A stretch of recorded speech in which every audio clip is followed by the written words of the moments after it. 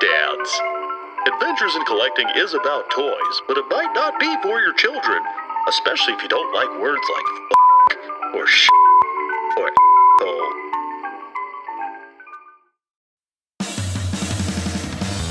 Are you ready, kids? Get your parents' permission, check your mailbox, and grab your shopping cart. It's time for the Adventures in Collecting podcast. I'm Eric. And I'm Dave.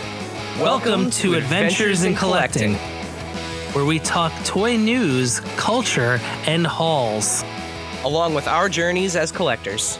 Hello, everybody, and welcome back to Adventures in Collecting. Hi. I was going to jump in with a hello, everybody, but I feel like I did that last time, didn't I? I don't remember. You know, it's one of those things where, we just kind of have we've got our little flow here, Mhm. and I like that you're ready to throw in a wild card. Yeah, now. maybe next time, everybody. You'll just jump right. You know what though? What'll happen is, and we've gone over this. If we both do it at the same time, no one will be able to tell us It'll apart. sound like stereo. You'll be like, oh, why did they They're do like, a "Wait stereo minute, mix did on they this? double that?" The ego on these two, they're doubling their intro now. Oh man. But Dave, we are reaching the end of kind of that toy fair season, the all of the announcements and stuff that have happened Yeah. in place of toy fair, and we're starting to now approach, as we get into the spring, we're starting to approach the con season now. We're going Mhm. straight into con season, and one of the cons that is happening soon is DKE Con, and that has something to do with today's episode, doesn't it? Eric, do me this huge favor that I'm going to ask of you.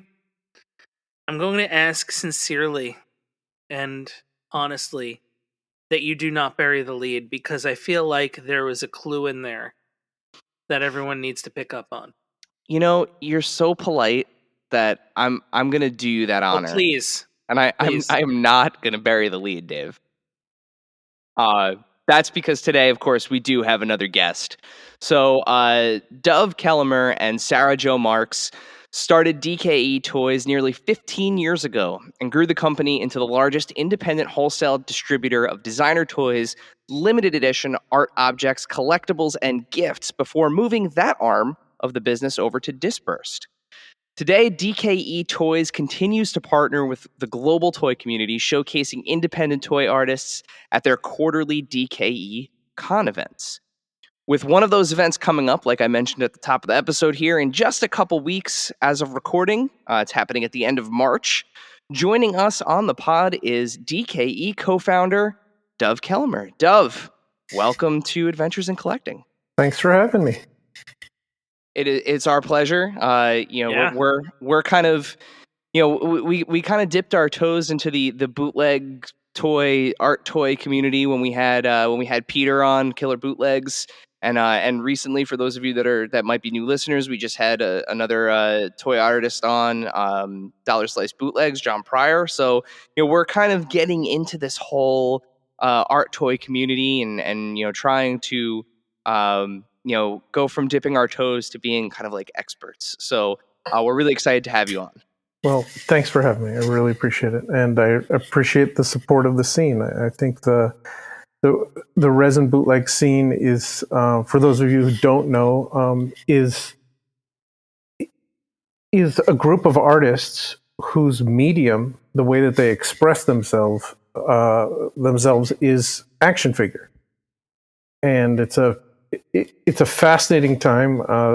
It started in about 2004 with an artist named the Sucklord, and from there, what are we, like 16 years in?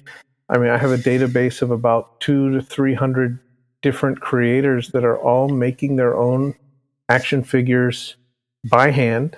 They're either sculpting or kit bashing, casting, painting, designing card backs, graphic design or paintings,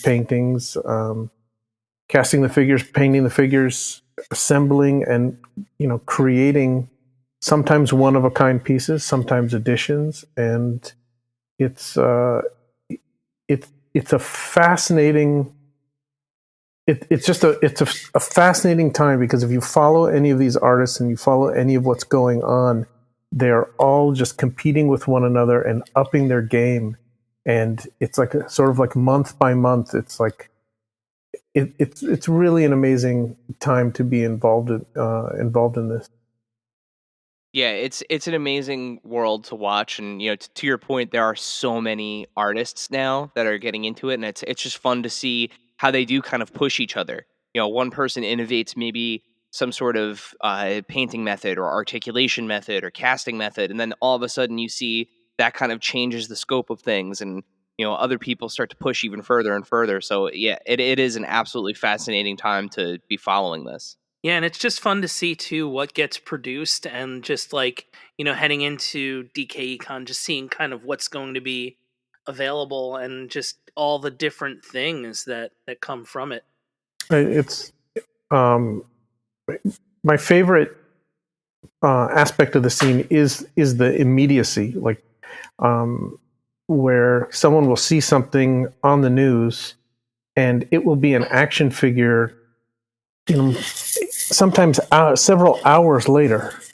And I remember the Mike Pence vice presidential debate, Oh, and the with fly. and the Yeah. fly, right? There had to be like a half a dozen artists that within a day or two had their own fly figure. And Yeah. and there were some that just had plastic flies, and like made a card and put a plastic fly in a blister. And there's another guy, Edwin Salas, who carved them out of wood, and made his own. And then Medusa's Wild, she made a Baxter Stockman TMNT fly figure. It was just like the creativity is it's just out of control, and the speed at which those images appeared on Instagram was it was just amazing to see. Now, years ago, there would have been a fight. There would have been a fight, like, oh, I'm the first one to do that. There's a lot of insecurity in the scene, and people arguing about, I was the first to take uh, a Boba Fett head and put it on a Buddha. Well, if you were to come here to my warehouse, you'll see in my collection I have Star Wars Buddhas from 20 different artists. It's just the easiest thing. They're Buddha statues just everywhere, and then taking a head and it's just the easiest thing to mix and match. And there were artists that would fight about that. That this is my idea, and it's like, well, you're both stealing from pop culture. Like, it's not yours. Like, and so now everyone gets along a whole lot better, and it's fun to actually see multiple artists tackle the same subject matter, and you can sort of notice the difference in their work. Because when the Sucklord was doing it, he was sort of the only one for until about 2010, when Killer Bootlegs and Healy made both of them were active making their own stuff, but 2010 was about when they started putting out their own stuff. And Dollar Slice has come up with this wave theory, which I need to get on paper. Like the Sucklord was the first wave, and Healy and Killer Bootlegs was number 2, and he says that he's part of 3 with another group of however many artists. But there was a time where they were all threatened by each other. And there was a time where people thought that Killer Bootlegs was, this copycat, because, only the Sucklord, of course, could make a resin action figure. But now it's so diverse, and everyone has their own unique style. The best thing any artist could hope for is to have a unique voice and to be able to see their work from across the room and say, oh, that looks like a Sucklord piece. That looks like a Dollar Slice piece. That looks like a Killer Bootlegs piece. And that's starting to happen. It's not like you're looking at the work and it's indistinguishable from one another. So, like I said, exciting times. So you alluded to it just a moment ago when you mentioned your personal collection, and as this isn't a podcast about collecting, and we are all about collecting culture, obviously. The first thing that we ask all of our guests before we kind of get started is, what are you currently collecting? Wow. That's a problem. It usually is for our guests. It's a generally. common problem. Right. I'm a strong advocate that, collecting is a disease. I am particularly afflicted, and I am also a enabler. So thank you, and I'm sorry. Collecting is, I've always collected stuff from an early age. I've cycled through lots of different types of collecting. As I'm hitting middle age, and watching prices for things like Michael Jordan rookies that are perfectly graded PSA 10 Michael Jordan rookies selling for $700,000. Not that mine that I bought for $3 in 1986 was probably a 10, because that's very rare. But it could have been an 8 or 9, and those are still 50 grand. Like, so I'm going through this period right now of, it's not really like FOMO. It's like fear of missing out. It's just like, I missed out. And so, and then I had this other problem. Sorry to go off on a tangent, but I've had this other problem where, as I've gone through these stages, I've usually like eradicated everything because I just had enough. And I'm learning now that as I go through these stages, to just keep something for nostalgia's sake, right? Keep a token of it.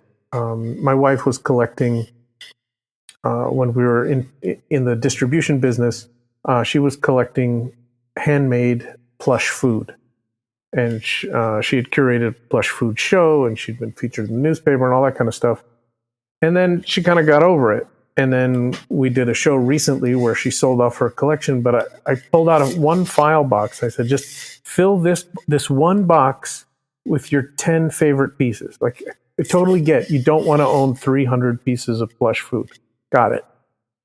Let's keep 10 pieces, right? Something to like show your kids. Or, do you know what I mean?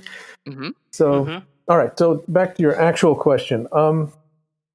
I think primarily I am an art collector, and with a focus on Star Wars. So I think I'm a Star Wars art collector. And I think everything is sort of in service of that. And the handmade resin action figures are generally an offshoot of that. I do also have a book problem, because as a collector, there are entire genres of things that I do not want to collect or can't collect, but having the book about it sort of like fills that need of not having to own, 1,000 pieces of paper in a box or a drawer. Like, movie posters is a big problem, right? Like, I don't collect Mondo prints or, movie posters, or I have a few, but I know people who have flat files. Oh, yeah. With thousands. It's like, here's my poster collection. It's just in these drawers. Right? Yeah. And that's a tough one. Like, it's a tough one to display. And I know a personal friend of mine is a poster collector, and like, he has one room in his house that is adorned with posters, and then he's left with the tiresome task of switching them out from time to time, because he has so many that just live in a flat file. It's terrible, and archival framing is very expensive. And usually the framing is more expensive than the poster or the print. Like, if you have a print that's worth $5,000 or $10,000, again, you're going to blow $500 on, a linen, backer with a Japanese hinge and a, UV archival glass, or whatever it is. Like, putting it up on the wall in bad material is going to turn it yellow and brown in 10 years, and the fluorescent lights or the the light from outdoors is going to fade it. And that was my problem with movie posters. And then if you want to, it's not supposed to touch the glass to be archival. That means you need a mat around it, and then that makes it bigger, and it goes oversized, and then so it's like, I know these people. I have 1,000 posters that are all worth somewhere between $25 and $100. That's great. So my point is, I'd rather have the book. Yeah. For something like that, absolutely. I love it when there's a book of a designer who's, their whole career is in there. I have poster books on different genres. It could be like World War I movies or blaxploitation movies, or whatever kind of cinema, or it could be designers, or it could be actors. They just keep coming out, and it's great. And I don't have to buy the prints or the posters. I just buy the books. But now the books are a problem. So, but in a way, they are art books. So that is sort of in service of the art. So everything, I guess, boils down to the art. And art is what attracted me originally to Wacky Packages, Mars Attack, and Garbage Pail Kids. And searching for Star Wars references in all of those series just got me back into Garbage Pail Kids and Wacky Packages. So now, like middle-aged, and I'm like a non-sport card collector. It's like really weird. Like, I don't know. So yeah, collecting, big problem. So where did the idea for DKE toys come from? I incorporated in, I think, 1999 or 2000, and I started to do a lot of different things. And I'd gone to film school, and I'd started to do some production work, and I started to do a little wholesale, and I started to do, and the lawyer would ask, like, why are you starting the corporation? Like, you have to state what your business is. I'm like, I don't know, I want to be able to do anything. And then he just wrote, like, anything legal in the state of California. I'm like, perfect. That's great. And it just, as I went and rebought my Star Wars Kenner action figures, when I was like, maybe like 18, 19, 20, is when I got a collection, and I just started gravitating back towards those. And then I would buy other collections and then start to sell them. And I could talk about this, could talk about the origin story for hours, but basically, out of all the things that I was doing, this is the one thing that just kept throwing money at me. It was like, I don't want to say it was easy. It was a job, but I don't know. It was just, of all the other things that I was trying to do, this is the one thing that came easy to me. It was simple. There were people just ready. Like, if you had something someone wanted, they would just throw money at you. And back then it was just, in the 90s, early 2000s, those are just magical time. Like, toy business was kind of pre-eBay, or eBay was just starting, and eBay sort of took, I don't know, they sort of chopped it off at its knees a little bit, and ultimately good. Ultimately, like, we all had access to more stuff, and most of those gatekeepers went away, and prices changed dramatically. Things that people thought were rare just started showing up everywhere, and other things, were people realized are really hard to get. So I basically just started trying to pay for my own habit, and that sort of grew. And I realized early on that I did not want to sell stuff at retail. Selling some stuff at a convention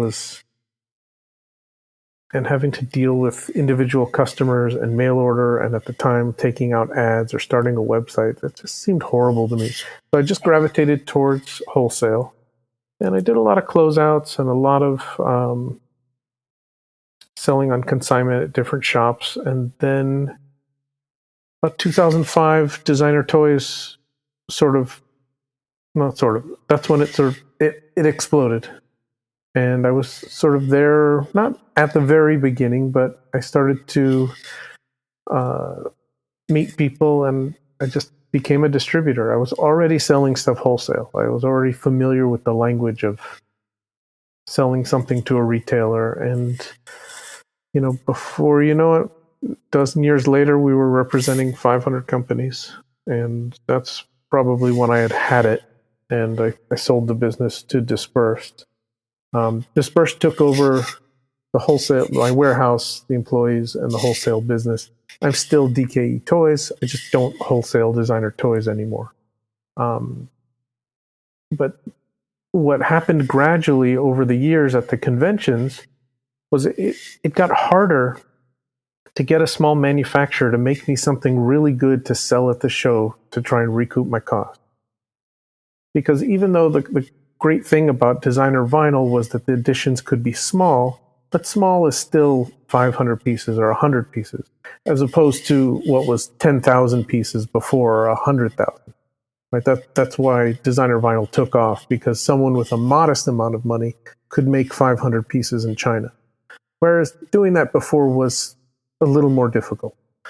But still, for a convention, trying to get someone to make me something good, one of our companies that we represented, when they could just sell it themselves at full price, it just got difficult. But what was easy to do is get these resin makers to make me action figures and editions of 10 or 20 or 50, because they made them all here by hand in their garage. And there was one year we showed up at Comic-Con, and like every year it just sort of transitioned. The number of vinyl toys just went away. One year it was half and half, and then one year there was like only one vinyl toy, and then the next year it was only action figures. And I remember the Wednesday night of San Diego Comic-Con, and I didn't understand what was happening. It just, everyone was at our booth, and we sold everything that we had. And I was like, holy shit, we have something here. The world is telling me something. And then I had to have my wife go to the warehouse and dig up some old stock and drive it down to San Diego because I had nothing to sell. So I was supposed to retire, but instead I became a retailer on the convention circuit. That's not what I envisioned for my life. And selling at retail, which was not something I ever thought I would do. And then pandemic hit, and I did the shows because I didn't want to sell online. I didn't want to pack hundreds of boxes. I wanted to show up at the show with what I had to sell, do a lot of business in a short amount of time, and then chill. But then pandemic hit, and then we started a website, and then now I'm an online retailer. What the fuck?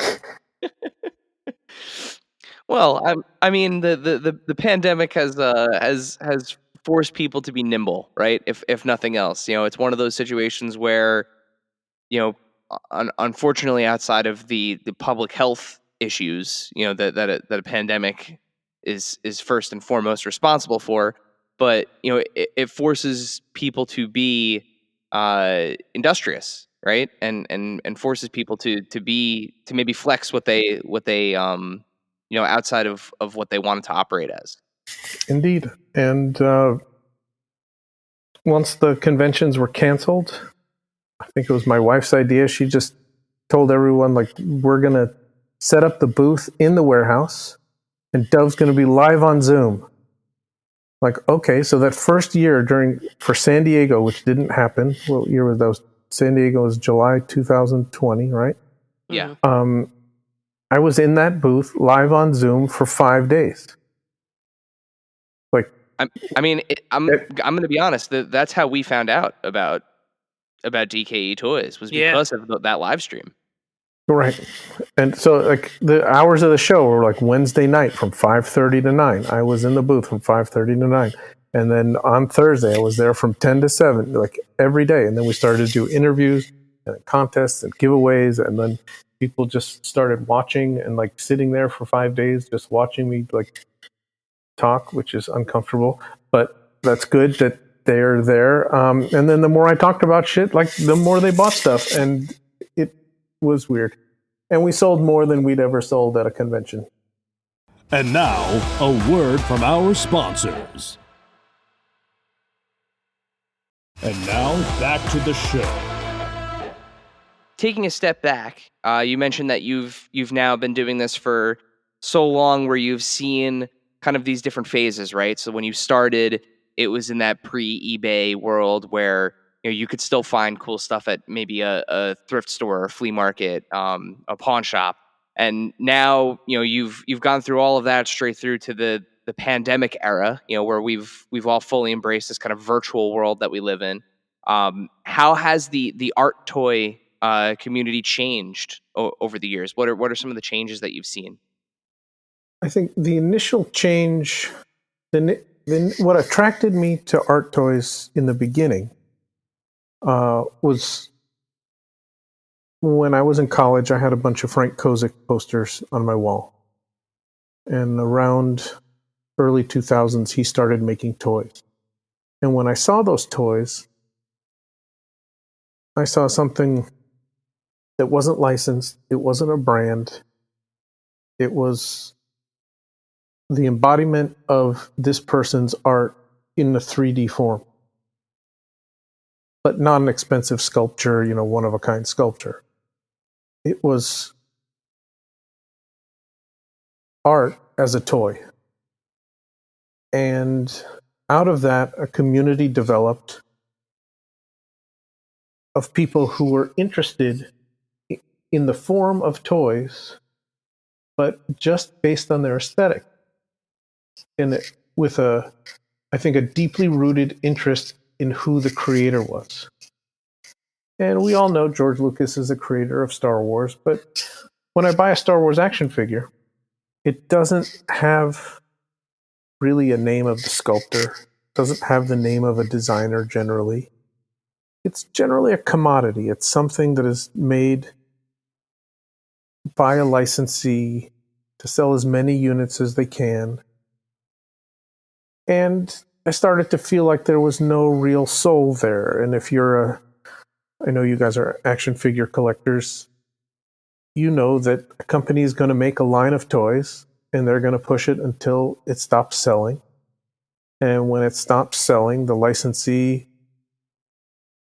is going to either hand the license to someone else, or the licensor is going to hand it to someone else, or the licensee is going to figure out a new scale and a new way to sell you the same thing again, because that's their business. It's not like they get to the end of the Star Wars line, say, we've made every figure, okay, we're done. It's like, well, here's Darth Vader, it's clear, and here's the one with the cloth cape, and here's the one with the light up lightsaber, and the one with the helmet cut off. And I had all those figures. I was collecting. I had all my vintage loose figures. I had sold off my carded collection years earlier and put a down payment on a house. And I still had the Power of the Force 2 line that was, and I was buying 2 of everything through, I don't know, probably about episode 2, my brain started to explode. But then I saw a photo of a guy's collection. I assume he was a guy. And he had every single figure loose, which is what I wanted, like in a case, like, 1,000 of them. Yeah. And it looked like shit. And I was like, I don't want this for myself. And I sold them all. And when I got an art toy from either an artist that I liked that created something, or I saw something that moved me in a 3D form, I think there's a lot of people that just started to feel that way. And I think through the years that audience grew. I think about 2008, 2009, it started to plateau when, a lot of the kind of fair weather fans left. But I think it sort of stayed at that plateau for quite a while. And now I think there's it's sort of like separated into little conclaves of, like, there's us over here with these artists that are doing resin action figures, and there's a lot of artists that have gone into like the monster and Japanese kaiju sofubi world, and the artists who were really popular sort of started to sell their own stuff directly, and a lot of the stores that were sort of on the front lines of this went out of business. And that's sort of when I realized that like I had to get out of the distribution business, because I never went to business school. I had pushed it as far as I could, with me in a 10,000 square foot warehouse and all the people we were representing. But I did not have the skills to take it to the next level. I was going to hire a manager that was going to manage more employees and have salespeople. And Scott from Dispersed, he wasn't Dispersed at the time, but Scott Kinsley, who took it over, had those tools. Like I walked through the warehouse and like my mind was like melting, and he walked through the warehouse and this was a crazy puzzle that, he's like, oh, we can fix this, and we can do this and organize this way, and awesome. But then like when it came to talking to an artist, it's like, hey, Dove, call that guy and see if they can make that toy, right? So it's like, so it was a sort of a perfect fit. So I spent several years working for them and in that transition, and their business has changed. Like I could not have sold to Hot Topic or GameStop or Target or Walmart. Nobody in the designer toy world wanted their stuff in any of those places. And now it's the goal. Like now it is it's just the market has changed, and the buyers for those stores are already attuned to what a designer toy is. Mm-hmm. But 10 years ago, they're like, what is this? This isn't Iron Man. This isn't Spider-Man. Like, I don't know what this is. Like, but now getting an artist to create something that has their name on it and their style, even if it's of something of pop culture, is something that a lot more people understand. But when I was doing it, it was, I guess, the people always at the front of the pack have like the largest headwind, that kind of theory. But I think now everyone, I think in general, like women understood, a designer more from clothing lines, and this is a purse by this designer and that. Well, fashion and I think that at a the fashion fashion industry, for sure. like that was understood, and maybe there were fewer men that were attuned to that. I don't know, but and then you would sort of see like what Target was doing. Target was working with a designer and creating, towels and bed sheets and housewares and things all based on one designer's work. And that's sort of like now the idea of a designer sort of understood by most people, I think. And the idea that there's a person whose job it is to express themselves in a 3D form, what we call a toy, but it's not always a toy. I mean, that's Frank Kozik told me.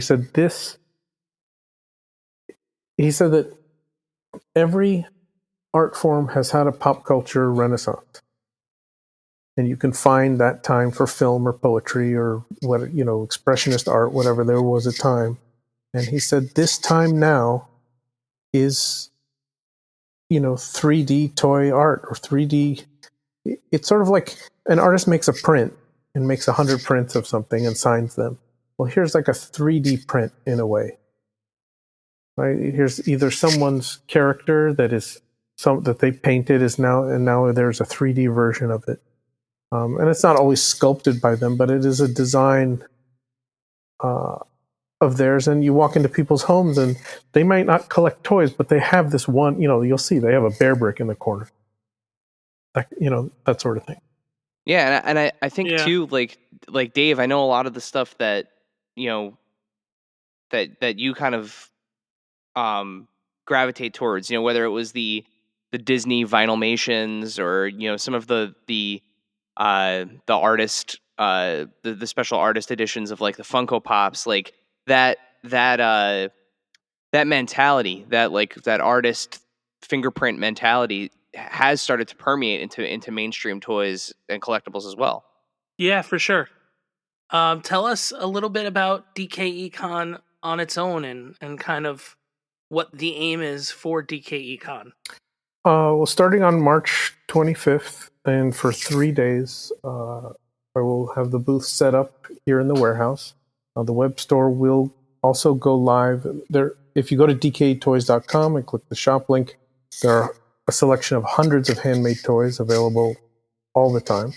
But at noon Pacific on March 25th, we'll have close to 40 new exclusives that will be available for sale starting that day, and until they're gone. It's usually limit one per person on the first day, and then by Saturday we remove that. You buy whatever you want. But this virtual show basically was born out of pandemic, and we just decided that it did so well that why not just have one virtual show every year? And our schedule was so tight that we'd have nothing in the first half of the year, and then it would be San Diego, New York Comic Con, and Designer Con all within 5 months. It was hard on the artists, it's hard on the pocketbook of the collectors, so we decided to skip New York and do a virtual show in March, and that way we're doing 3 shows a year. It's one every 4 months. And at least this one, we don't have to pack up the truck and travel anywhere. And it hits a entirely different crowd, like people who all over the world who couldn't go to a show. And not only that, when we show up at a show, it's after our online stuff, all of our stuff has gone for sale online already, which is a different model as well. We spent 2 years during pandemic cultivating this audience and this crowd of people all over the world. And I just thought it would be so fucked up to all of a sudden say, too bad, go buy a ticket, fly to San Diego and buy your stuff. Or,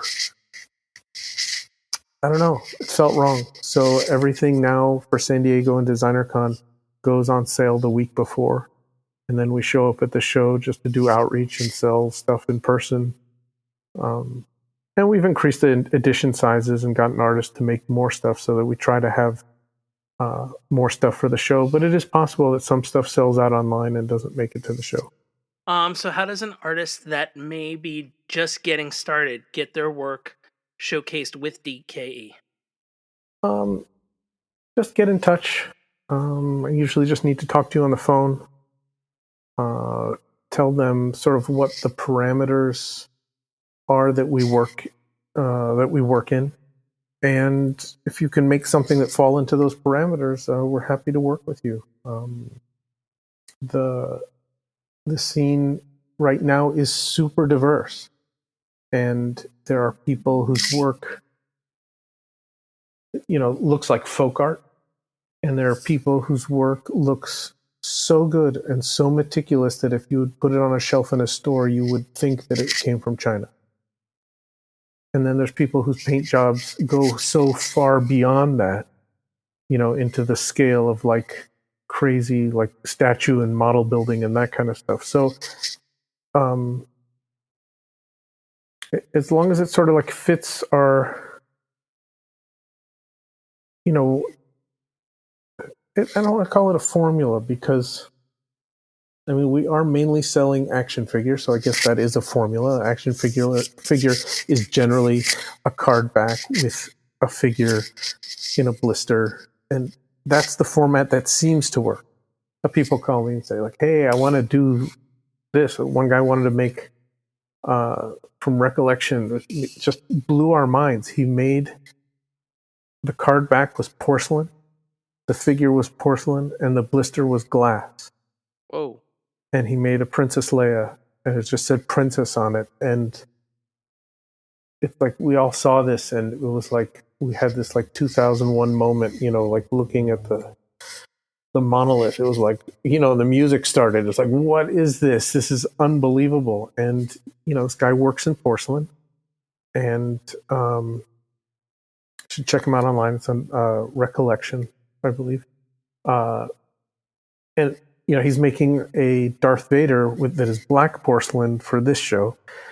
And they're expensive. I think he only made 10, 12 pieces or $300, but it's like, this is what an action figure, his concept was, this was what an action figure would look like, several hundred years ago, or in France in the Renaissance or whatever. And all of these artists have these skills, and they're just coming to this medium and just doing what they can do. Because if you think about all of the things that are necessary to do this job, there's only a handful of people that can do them all. Most people can't sculpt. And if you're a sculptor, you might not be able to paint a card back. Maybe you can do some graphic design. There are a few unicorns out there that can literally do everything. But most people are getting help on something. Most artists are getting another designer to do their card, or getting an artist to paint a picture on the card that they design, or asking someone to sculpt something, or maybe they don't cast or paint their figures. There's just, at the core of it, this is a conceptual art form. And there are a few guys out there who get shit from the other artists who really don't sculpt, don't cast, don't paint, don't design cards, but they come up with the concept and they sort of direct it and orchestrate it and get it all done. And I think of one artist in particular whose work it's immaculate, and it sells fantastically well. And people give him shit, but at the end of the day, when George Lucas was on the set of Star Wars, like, he didn't do the wardrobe. He didn't do, he wasn't hanging lights. He didn't edit the film. It's like, there are very few people that can do all of those things in any art form. So it just, if the concept is strong, I think that's all that counts. Like, and I've seen, if you look at our website, you'll see a lot of executions that are substandard, but the concept is strong, and then it sells out because it's just, I don't know how to explain it. You just see it and it's like, oh, that's amazing. Why didn't I think of that? And then you buy it, and then I don't know. There's some cattiness with the other artists. I think they're just pissed they didn't come up with the idea. So speaking of all these ideas, and the countless projects that you've seen kind of come across your plate over the years, do you have a favorite? Was there one that was like the project you were most proud of? I don't think so. I mean, I think they're sort of all my children. I know how I felt when I saw the Sucklord's Gay Empire figure in 2005. Right? I mean, there was a pink stormtrooper, said Homo Trooper on it, the Time for War, and there was a pink stormtrooper with a big crotch. Right? And I was like, wow. Like that, I mean, it was sort of firing on all cylinders, right? Because it was an art toy. It drew on popular culture. It was a political statement. It sort of had that adbustery, wacky package, parody quality to it. It just, and he still makes gay empires to this day, and they still sell. It's like, it's ever present. And that was sort of an epiphany moment when I saw that. Like, and it sort of like hit me over the head. Like, this is, because this was an offshoot of like the designer toy scene. And, we sold his figures for him early on, and I don't know, we just sort of stuck with that. And I think that's the one, I think that's what got me into it. But there are so many examples. We're working on a book now of Star Wars inspired resin action figures, and it's I think all I can do is put out like a 400 or 500 page book and cram everything in there, because I can't decide like like this should be in and this shouldn't. So was the first book primarily just Boba Fett figures, and then books, the subsequent books will be other characters? There will be a lot of Boba Fett's, but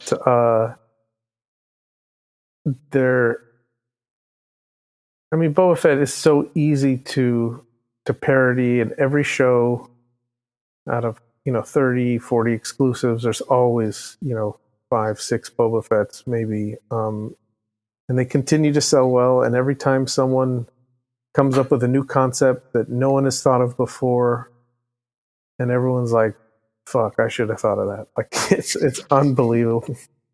It's getting kind of old, but it's like becoming.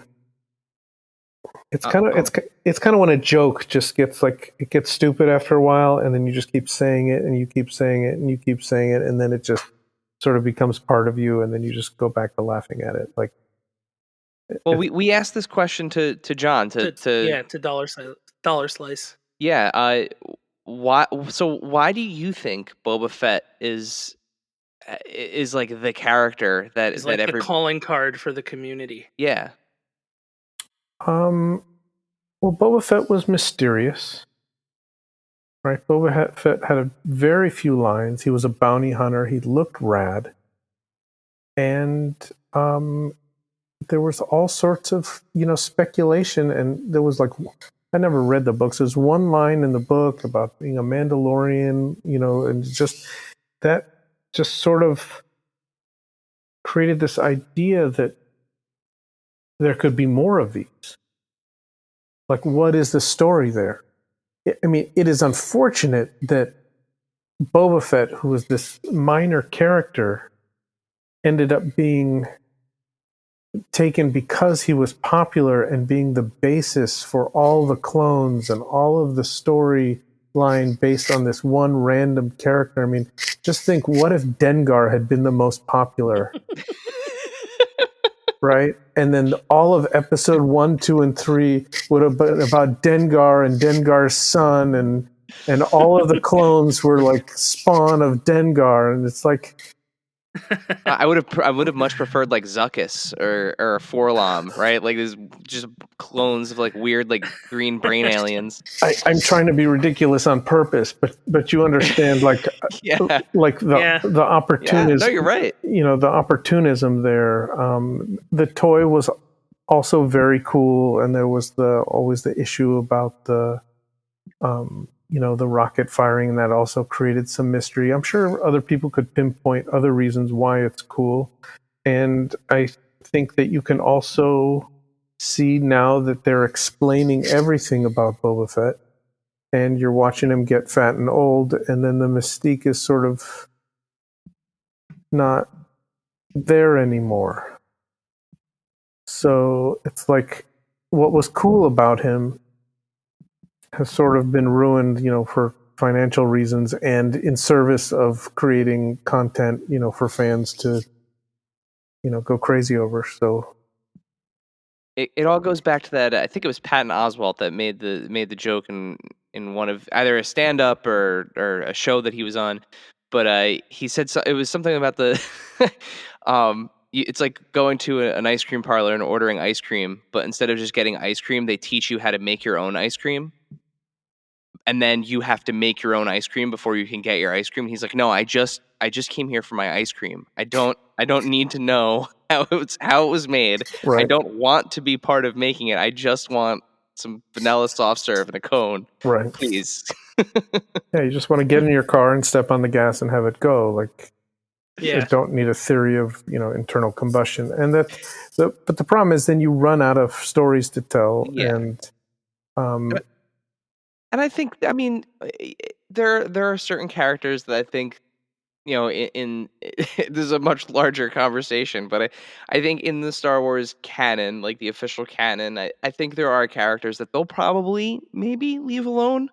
and not give us like full backstories on, like maybe somebody like Yoda. But it's just they already, with the prequels, they already laid the groundwork to kind of flesh out Boba Fett, and if you watched the Clone Wars cartoon, you got to see him kind of operate as this vengeful little prick of a kid, that just wanted to kill Mace Windu for decapitating his father. So I think with him, maybe some of the well, not maybe, definitely some of the mystique has been eliminated, for the indoctrined fans. But to your point, I think going back to that original Kenner toy, with the rocket firing action, and I'm stealing Dave's very funny point from our episode with Dollar Slice bootlegs, but like a toy that could potentially kill you, like Yeah, like as it a was, maim, a toy that will maim you. Right.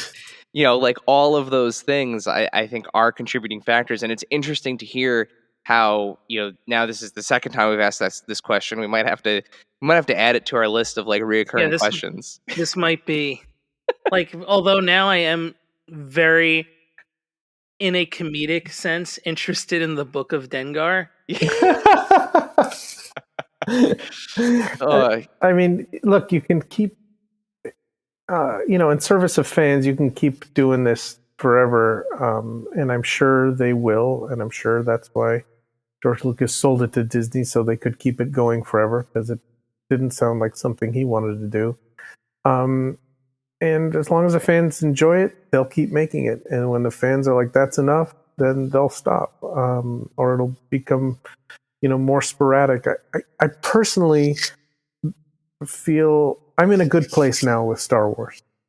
There was a time after the prequels that it was sort of like a dark time for me when I was like, like Star Wars, like there was only 2.5 good movies, and then there was this other stuff, and I just and the way I justify it, the way I can sleep at night, is I really just view Star Wars Empire and Jedi as canon. And everything else is fan fiction. Everything else is just someone else's take on it, someone else's interpretation.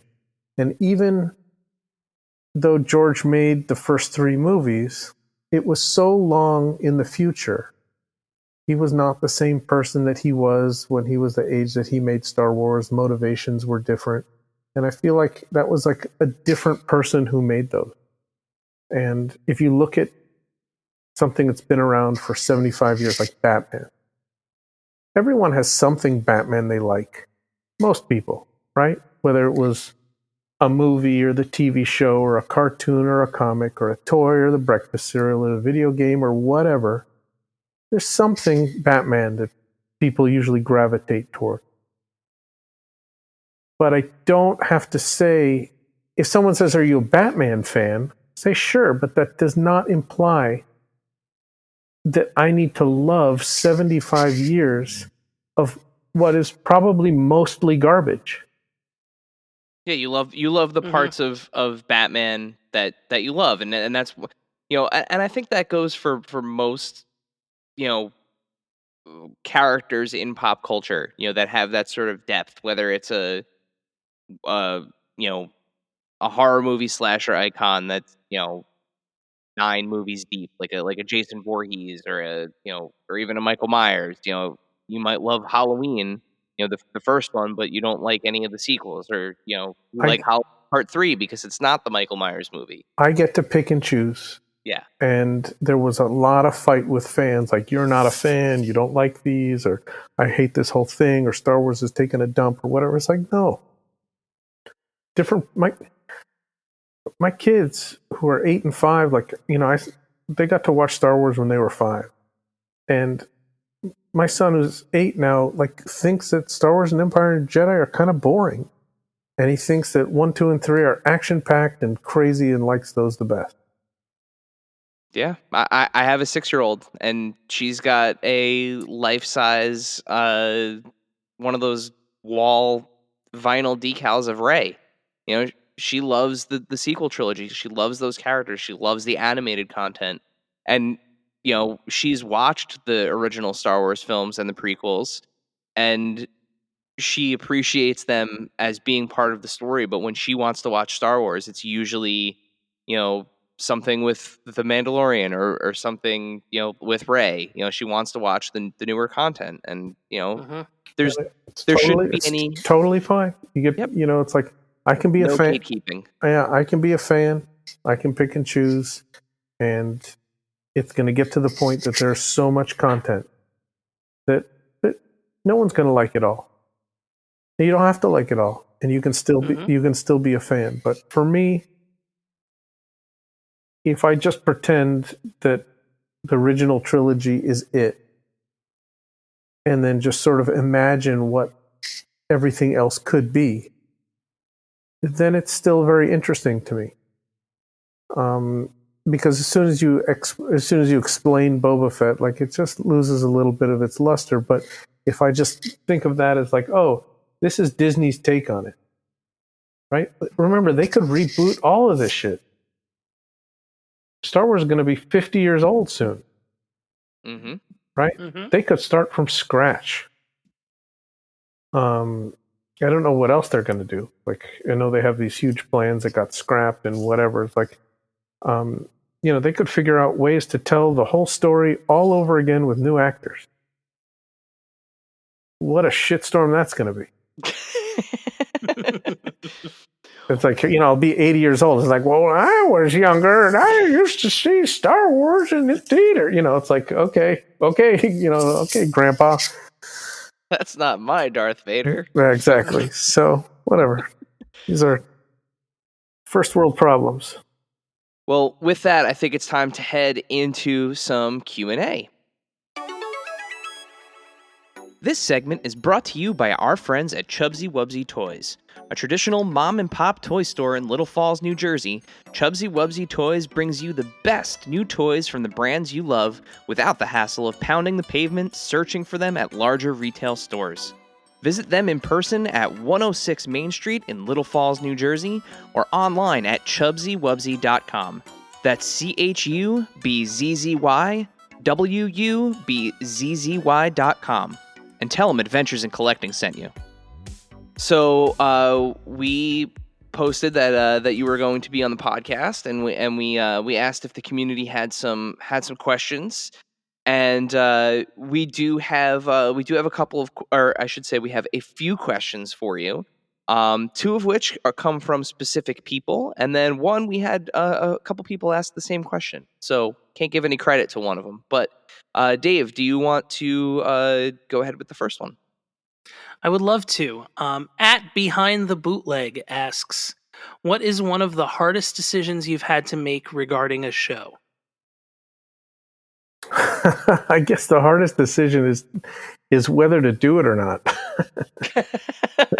Right? That's fair. It's whether you're going to commit, however much it costs. $10,000 to, having all of this stuff created, put it in a van, advertise it, drive it there, set it up, and just pray that people show up. I talk to a lot of artists who are business people or artists who are trying to do business, and my advice to them is usually like, let the marketplace dictate what you do. You don't have to, people look at a toy, they're like, how much should I charge for this? It's like, well, just start at the bottom. And then when you can't make them fast enough, then you raise your prices. So I've tried the resin action figures at mainstream toy shows, and without a super sophisticated audience, it just doesn't work. San Diego Comic-Con is the hub of comics, animation, toys, movies, video game. And the people who work for all of those companies come and buy from us. But the kid who's going to a convention to buy his $10 Funko Pop and get an autograph from this person and their free poster is not going to buy a $50 or $100 handmade signed piece of art, basically. And so there's only certain venues that it actually works in. And there is some value to going to certain shows for outreach, to be on the front lines and explain to people what it is. But our booth usually looks like a little art show, like a little mini museum, sort of. And more often than not, someone will just come up, see something, laugh at it, take the photo, and then walk away. And that's great. Love it when people do that. People say, "Can we take photos?" Of course, but at the end of the day, we do need to eat, so we want people to buy stuff. So that's always the hardest decision: is where to invest the money to, make the biggest impact. And I think we've settled on something that works, but I'm not too adventurous. I would say that, like, business-wise, I'm pretty conservative. It took a pandemic to make me an online retailer, right? It took the seeing the demand of the audience at San Diego for me to migrate to an exclusive action figure, lineup. So I'm just sort of like, just following what where the universe is sort of leading me, I guess. Because if everyone stopped buying resin action figures, like, I'm not going to keep doing it and banging my head against the wall. I love it. But I would just try and find the next thing that I loved, I guess. All right. So, outside of the medium of toys, what artists do you admire? That's a rough question. We could talk an hour just on that. But I'm always discovering new people. And then once I discover them, I try to get them to make action figures. So that is awesome, actually. Yeah, yeah, that rules. So that is, sort of an interesting phenomenon. Like, there are no DKE branded action figures. The majority of the releases that we release are toys made by artists who make resin action figures and deliver finished product to us. But when I meet an artist that I like, I can sort of help them facilitate making an action figure for an artist who would never ever work in that medium. So when you see toys by Frank Kozik, Ron English, Scott C., Jim Mafood, I could go on down the list, Alex Gross, like Luke Chu, we've helped all of those people get those action figures to market. Have you ever heard of there's this artist that I absolutely adore on Instagram. His handle is @AlecWithPen. No. He does these really, really absurd, almost like I don't know how to describe them. They're so strange and so fun and dark. But like seeing some of the stuff that I've seen, at on the DKE showcase, I just see his stuff, and hearing you say that, like, it would be the one character that he kind of draws in all of his work, which I believe is sort of a caricature of himself in a way. I see it now, like missing the eye and Yeah. Like it could be very toyetic. Yeah, definitely. So yeah, like I discover someone like this, and then if I can't produce it, then sometimes I can put them together with someone who can. So there's another guy, if you look up on Instagram, his name is Paul Rentler, and he's sort of like a collage artist, and it's graphic design. There was a point in his career where he was cutting and pasting, but now it's I see it. It's all digital.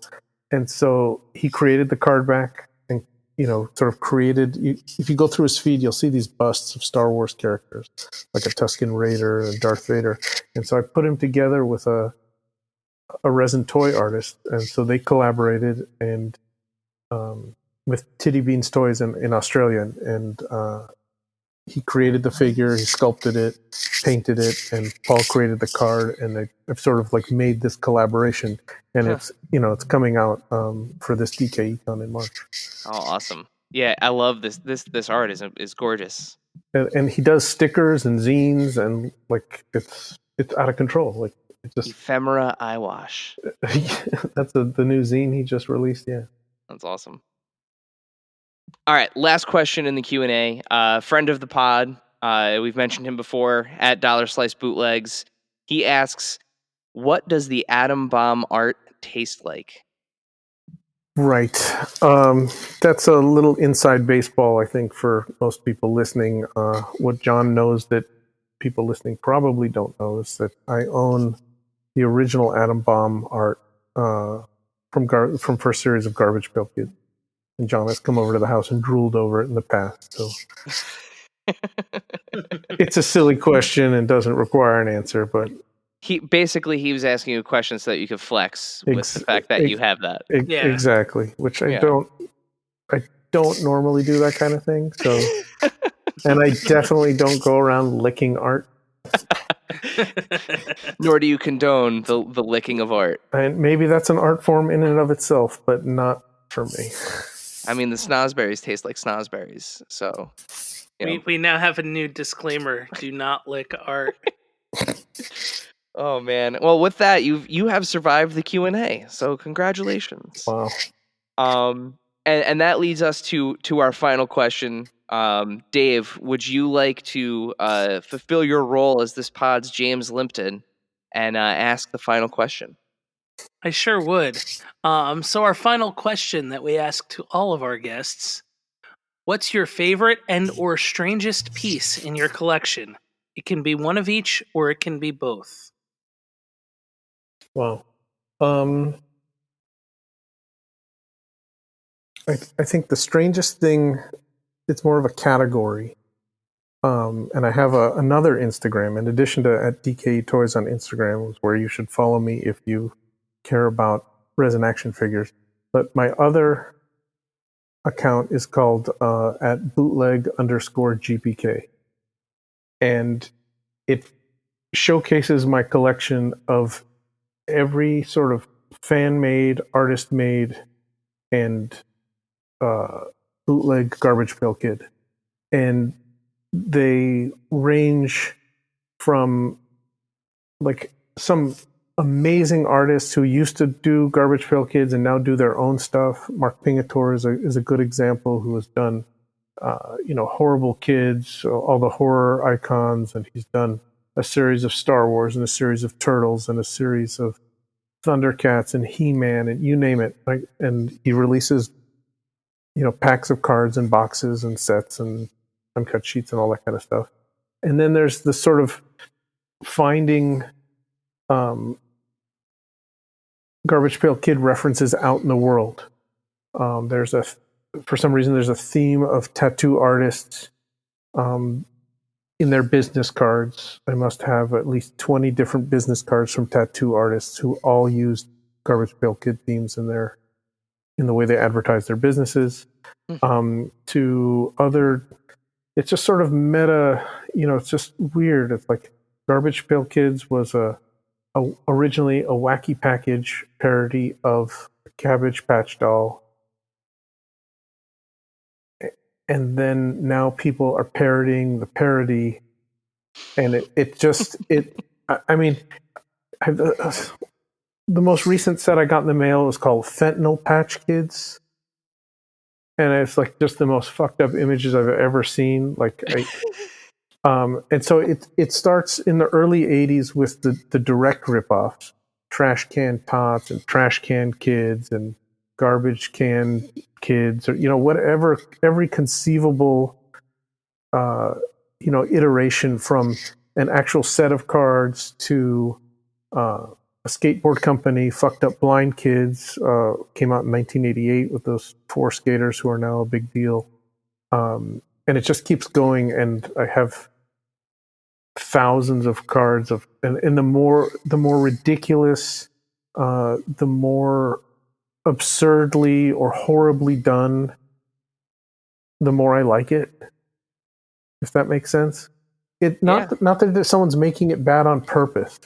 They're just people who are doing the best they can, and they think it's good enough to make a sticker or a card or a postcard or whatever and put it out there. And I'm stupid enough to buy it. What can I say? So if you go through the feed, you'll just start seeing there's breweries that are now making their own custom labels that have GPK themes. Like it's just exploding, and I'm caring less and less about what Topps is doing. I get the new sets; they're cheap. They come out like $10-20. Like you get the new set of cards. Okay, cool. It's fine. They do their online releases. Okay, cool. I'm trying to keep up, but that's not exciting to me. It's always the artist, the fan, the creator who's taking the theme, twisting it, turning on its head, doing something that is not approved, sometimes completely offensive. And that's sort of where it's at for me. Well, I mean, that's the and that's the in the spirit of Garbage Pail Kids. They were always offensive. I mean, Yeah. many of them were offensive. They were, but everything that was offensive is not offensive anymore. I walk into the bank and they're playing Judas Priest. This is true. Like true. And I'm like, my wife looked at me and like, are they really playing Judas Priest in the bank? It's like, breaking the law. It's like, what the fuck is like, what Twilight Zone have I stepped into that, this is like, it's just part of the culture and no one's bothered by it. No one thinks that their kid is like, I mean, I'm sure there's someone who still thinks, rock and roll is the devil's music, but do you know what I mean? It's just part of the culture. Yeah. And like, it, We've developed culturally to be a little more a little less sensitive to things. It's like, is Garbage Pail Kid really going to hurt a kid? I don't. The people buying Garbage Pail Kids are not kids. They're they're like 50-year-old adults. Yeah, like oftentimes when I'm going, when I go to Walmart, I had the cards when I was a kid. And I was gonna say when I go to Walmart and Target, and I walk through the the collectible section and the toy section, and my daughter's with me, she goes right past the Garbage Pail because now there's Garbage Pail Kids toys. There's like pullback racers and little like minifigures, and they're really cool. They look like 3D expressions of the cards. I mean, it's like the characters are there, the sculpts are great. She walks right by. Couldn't care less. There's no nostalgia there. I was, we were on a road trip and we stopped in a little roadside market, and my kid says to me, "Hey, Dad, did you see the Garbage Pail Kid little minifigures?" And I looked at it like, "Oh yeah, I got those." And then, it's like, I don't like, those were made for me. Yeah. Mm-hmm. Like, I agree with you. Like, kids, they don't care. Before we let you go, can you just remind everybody one more time where can we find out about DKE toys on the internet, and remind us again when DKE Con is starting? We are at DKE Toys on everything, but everything is focused on Instagram. So if you follow us on Instagram, it does post to Twitter and to Facebook and all that stuff, but Instagram's sort of like where the action is and where all the announcements are. If you go to DKEtoys.com, click on the store link, you can see all of the crazy creations of all of the artists that are out there. And if you click on the DKECon link, by the time this is up, the press release for the new show will be there, and it'll have links to the store, links to the Zoom interview list and schedule for all the days, and every single question that you have about DKECon will be answered on that page. And so just stay tuned, log in, give us a follow, and if you're into action figures but have not ventured into this genre before, it's pretty fascinating, and there's generally something for everyone. It does cater more to 3 3/4 inch and more to Star Wars references than other genres, but I'm starting to see a lot of people's collections, people who are just action figures, and generally speaking, there's always one or two resin pieces just sort of like hiding in the corner. It's like, oh, I really don't collect these, but I couldn't resist this one, that kind of thing. So I'm starting to see that a lot. Dove, thank you so much for taking the time to be with us, and we'll have to have you back on maybe in time for the next DKE Con. Sounds great. Thank you so much for having me and helping spread the word. I really appreciate all you guys do. Thank you, dear listener, for hanging out with us today. Subscribe, rate, and review us wherever you listen, and then tell your friends to do it. Thanks also to Joe Azari, the golden voice behind our intro. Our music is Game Boy Horror by the Zombie Dandies. Find more about them both in our show notes. Follow us on social media at AIC_podcast on Instagram and Twitter. Stop by and say hi, show us your toy hauls, and share your toy stories. Maybe we'll talk about it in a future episode. Don't try this at home. Void where prohibited and some assembly required. Each sold separately, not a flying toy. Consult a physician if your toy run exceeds more than 4 hours. This has been a non-productive media presentation. Executive producer Frank Hablawi. This program and many others like it on the Non-Productive Network is distributed under a Creative Commons Attribution Non-Commercial No Derivatives license. Please share it, but ask before trying to change it or sell it. For more information, visit non-productive.com.